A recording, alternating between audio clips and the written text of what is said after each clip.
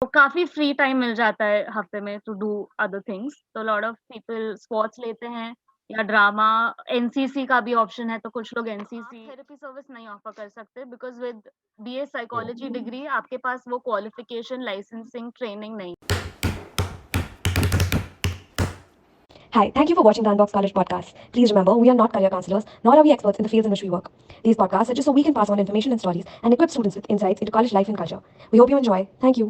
हाय दोस्तों, unbox college में आपका स्वागत है। इस शो में हम कॉलेज के ग्रेजुएट से बात करते हैं और उनकी यूनिक कॉलेज स्टोरीज जानते हैं। आज हम बात करेंगे अरुणिमा से, जिन्होंने अपनी बीए साइकोलॉजी की डिग्री पुणे के फर्ग्यूसन कॉलेज से की है। पर यह शो चालू करने से पहले और अरुणिमा को क्वेश्चंस पूछने से पहले मैं चाहूंगा आप इस वीडियो को लाइक करें और शेयर करें कोई भी उस दोस्त या रिलेटिव के साथ जिनको साइकोलॉजी करने की इच्छा है। तो अरुणिमा, 11th और 12th में क्या प्रिपरेशन हमें करनी पड़ती है जिससे हम साइकोलॉजी कर सकते हैं?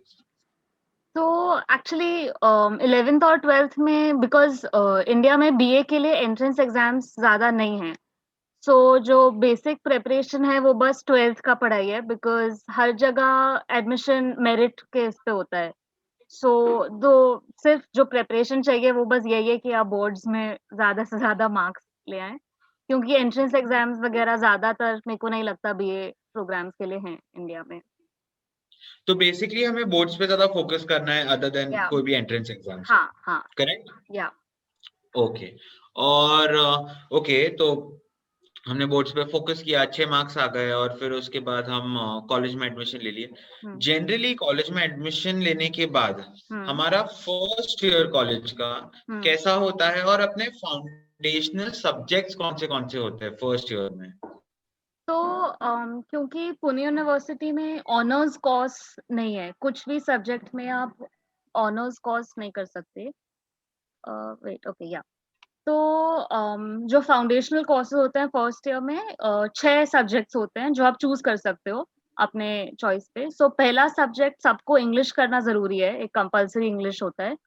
उसके अलावा काफ़ी सब्जेक्ट्स हैं हम्म। जैसे philosophy, psychology, economics, English, languages हैं फ्रेंच, संस्कृत, जर्मन, सोशियोलॉजी। तो आप ओके। चूज़ करके कंपल्सरी इंग्लिश के अलावा 5 और सब्जेक्ट्स अपनी चॉइस के फर्स्ट ईयर में चूज़ कर सकते हैं। Okay, okay. सो हम 6 में से कोई भी 5 सब्जेक्ट चूज़ कर सकते हैं अपनी से और उसमें हम प्रोग्रेस कर सकते हैं, करेक्ट? हाँ, correct. English compulsory, fair enough, okay.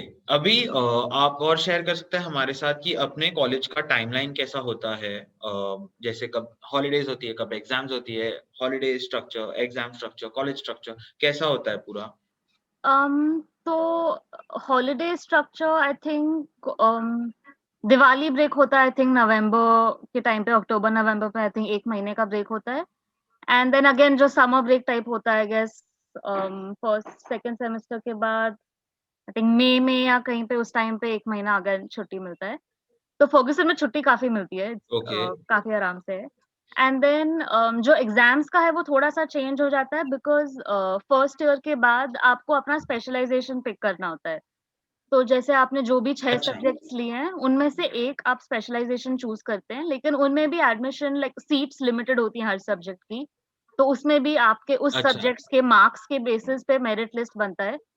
तो वो फर्स्ट ईयर में वो भी फ़ोकस रहता है कि अगर जैसे मेरे को थोड़ा-सा आइडिया है कि मेरे को साइकोलॉजी करना है, तो क्योंकि साइकोलॉजी करेक्ट, की सबसे ज़्यादा कॉम्पिटिशन रहता है उसके लिए।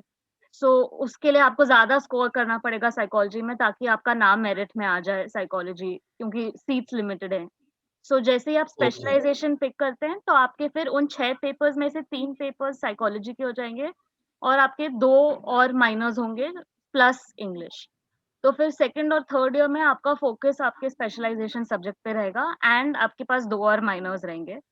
तो एग्ज़ाम्स वग़ैरह भी जनरली इंटरनल एग्ज़ाम्स सब्जेक्ट पे सब्जेक्ट वेरी करता है या तो असाइनमेंट्स, प्रेज़ेंटेशंस जो भी एंड जो कॉलेज वाइड एग्ज़ाम्स होते हैं वो शायद छुट्टी से पहले ही होता है उसी टाइम पे 1-2 हफ्ता बिफोर वेकेशंस एग्ज़ाम्स होते हैं। और जैसा आप कह रहे थे, फर्स्ट ईयर के बाद हमें स्पेशलाइजेशन चूज करना पड़ता है, तो फर्स्ट ईयर तक थोड़े कॉमन सब्जेक्ट्स होते हैं, हम्म फिर फर्स्ट ईयर के बाद अगर मैंने साइकोलॉजी लिया है तो मैं साइकोलॉजी पे ज्यादा फोकस करूंगा सेकेंड और थर्ड ईयर में, करेक्ट? या करेक्ट। ओके। तो ये तो डिग्री के बारे में हो गया काफी हम्म कुछ, हम्म पर थोड़ा जानना चाहूंगा कॉलेज लाइफ कैसी होती है। एक नॉर्मल डे आपके कॉलेज का कैसा दिखता होगा? जैसे कब कॉलेज जाना है, उसके बाद आप क्या करते हो, एक्स्ट्रा करिकुलर्स में कुछ कर सकते हैं क्या वैसे? हम्म। तो कॉलेज का again subject wise time table होता है। तो जनरली लेक्चर्स छोटे ही रहते हैं, 1 घंटा से ज्यादा नहीं रहता है एक lecture. So I think focus वही होता है कि हफ्ते में हर सब्जेक्ट का 4-4 पीरियड तो होगा फॉर श्योर। तो काफी फ्री टाइम मिल जाता है हफ्ते में टू डू अदर थिंग्स। तो कॉलेज में भी चॉइसेस हैं क्योंकि फर्गुसन की स्पोर्ट्स टीम्स काफी अच्छी है, तो लॉट ऑफ पीपल स्पोर्ट्स लेते हैं या ड्रामा। एनसीसी का भी ऑप्शन है, तो कुछ लोग एनसीसी में एनरोल करते हैं फर्स्ट ईयर में। वाह। तो वो सब है। एंड उसके अलावा लोग इंटर्नशिप्स कर लेते हैं अपने आप से या फिर एक्सटर्नली किसी ऑर्गेनाइजेशन में वॉलंटियरिंग। टाइम काफी रहता है, इट्स ज्यादा हेक्टिक डिग्री नहीं है। सिर्फ थर्ड ईयर में अच्छा। थोड़ा हेक्टिक हो जाता है। Okay okay. तो इंटर्नशिप्स कौन सी तरह की लोग जनरली चूज करते हैं? तो साइकोलॉजी के साथ काफी लोग एजुकेशनल इसमें करते हैं यूज, कि एनजीओज के साथ या तो किसी स्कूल में टीचिंग वॉलंटियर्स या शेल्टर होम्स वैसी चीजें, या फिर आप कंपनीज के एचआर डिपार्टमेंट्स में इंटर्नशिप कर सकते हैं। कुछ नए ऑर्गेनाइजेशंस आ रहे हैं जहाँ पे आप अलग अलग टाइप के इंटर्नशिप्स, वो लोग इंटरवेंशंस कर रहे हैं, साइकोलॉजिकल इंटरवेंशंस। तो वहां पे इंटर्न कर सकते हैं, या ओके फिर ऑब्जर्वेशन इंटर्नशिप्स होती हैं जहाँ पे आप साइकियाट्रिस्ट या क्लिनिकल साइकोलॉजिस्ट के साथ आप बैठ के उनके सेशंस ऑब्जर्व करते हैं। तो ये ओके कुछ इंटर्नशिप्स हैं। कभी कभी कॉलेज भी ओके हेल्प कर देता है इंटर्नशिप्स पे कनेक्ट करने में, वरना ज्यादातर खुद से ही ढूंढ के। ओके। और सपोज मैं एक साइकोलॉजी स्टूडेंट बन गया, मैंने इंटर्नशिप्स किए, एक्स्ट्रा करिकुलर किए, सब कुछ किया, हम्म। उसके बाद मेरे जॉब अपॉर्चुनिटीज क्या क्या रहते हैं इन द रियल वर्ल्ड? तो job opportunities with BA psychology, I मेरे को लगता है इतनी ज्यादा नहीं है अगर आपको साइकोलॉजी परस्यू करना है। अगर आपको ओके। मालूम है कि आपको साइकोलॉजी फील्ड में काम करना है, आई थिंक फर्दर स्टडीज बहुत इम्पोर्टेंट है, बिकॉज आप बीए साइकोलॉजी में बहुत ही लिमिटेड ऊपर ऊपर का पढ़ रहे हो, आपको ज्यादा सब चीज करेक्ट। का बस थोड़ा ब्रीफ इंट्रोडक्शन मिल पाता है। तो अगर हम्म। जॉब करना होता है, अगेन कंपनीज का एचआर डिपार्टमेंट्स इज पक्का से आप वहां पे काम कर सकते हैं। वरना अगेन ओके। एजुकेशनल सेटअप में जैसे टीच फॉर इंडिया की फेलोशिप्स हैं, तो काफी लोग उसके लिए जाते हैं। अच्छा। एनजीओज वगैरह के साथ काम कर सकते हैं आप लोग, बट अगेन वो साइकोलॉजी स्पेसिफिक नहीं है, बट इट्स गुड वर्क, तो वो चल सकता है।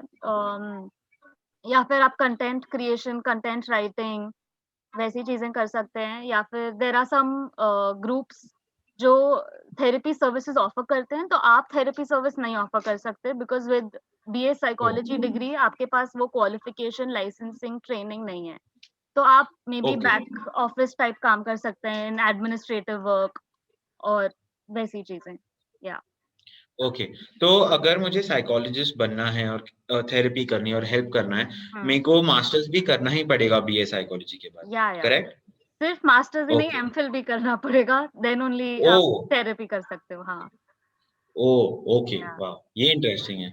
और सपोज जैसे अभी आपने बोला कि अगर मेरे को साइकोलॉजी में और आगे बढ़ना है और मास्टर्स करना है, हम्म। पर अगर मेरे को नहीं करना है तो मैं एचआर भी काम कर सकता हूँ और बैक ऑफिस भी काम करता हूँ, बहुत सारे काम मैं कर सकता हूँ। यस, मतलब मैं केपेबल हूँ, करेक्ट? डेफिनेटली। पर मेरे को अगर साइकोलॉजी करना है तो मेरे मास्टर्स के ऑप्शंस और क्या क्या बन जाते हैं मेरे लिए?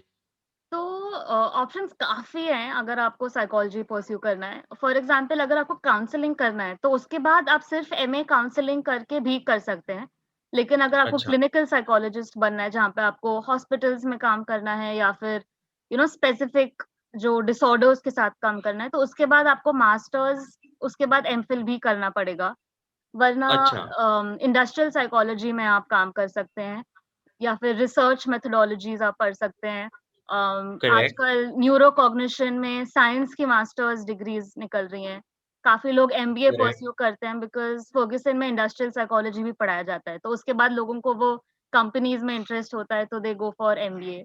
सो ऑप्शंस बहुत हैं बीए साइकोलॉजी के बाद। Correct, okay, okay. और आपके पास और कोई सजेशन या और कुछ है बताने के लिए हमें और हमारे व्यूअर्स को कि क्या और साइकोलॉजी में हो सकता है, कर सकता है? अम, सजेशन तो आई थिंक यही होगा कि टाइम लेके चूज़ कीजिए बिकॉज़ साइकोलॉजी आई थिंक काफ़ी मिसकंसेप्शन है कि आसान है, कुछ भी कर सकते हैं, लेकिन अगर आपको थेरेपिस्ट बनना है, अगर आपको लाइसेंस्ड प्रैक्टिशनर बनना है, बहुत साल का ट्रेनिंग चलता है, पढ़ाई चलता है, सुपरविज़न में काम करना होता है। तो आई थिंक वही है ओके, कि read more, understand because again psychology का फील्ड जो इंडिया में काफ़ी चेंज हो रहा है क्योंकि governments are passing new bills, new licensing procedures, तो काफ़ी कुछ चेंज हो रहा है। तो आई थिंक काफ़ी प्रिपरेशन और सोच समझ के करना चाहिए बिकॉज़ साइकोलॉजी का degree can be very taxing also emotionally. अच्छा, तो आई थिंक सोच थोड़ा समझ के स्ट्रेसफुल करें, हो जाता है। थोड़ा स्ट्रेसफुल हो जाता है। तो आई ओके, थिंक अदरवाइज़ बहुत इंटरेस्टिंग है, स्पेशली अगर आप फर्ग्यूसन जैसे जगह से कर रहे हो, आपके पास काफ़ी ऑप्शंस रहते हैं। तो ऐसा नहीं कि आपने फर्स्ट ईयर से ही कमिटमेंट कर दिया, अभी आपको हुँ, साइकोलॉजी ही पढ़ना पड़ेगा। तो थोड़े ऑप्शंस रहते हैं, खुला रहता है, आप सोच सकते हैं क्या कर सकते हैं। Correct, okay. So thank you for your time Arunima. आपने अपना एक्सपीरियंस शेयर किया। आई होप कि कोई भी 11th और 12th स्टैंडर्ड का बच्चा है, उससे यंगर भी इसे देख के या इंस्पायर हो और अगर वो साइकोलॉजी चूज़ करे, तो हुँ, थोड़ा कॉन्शियसली करे।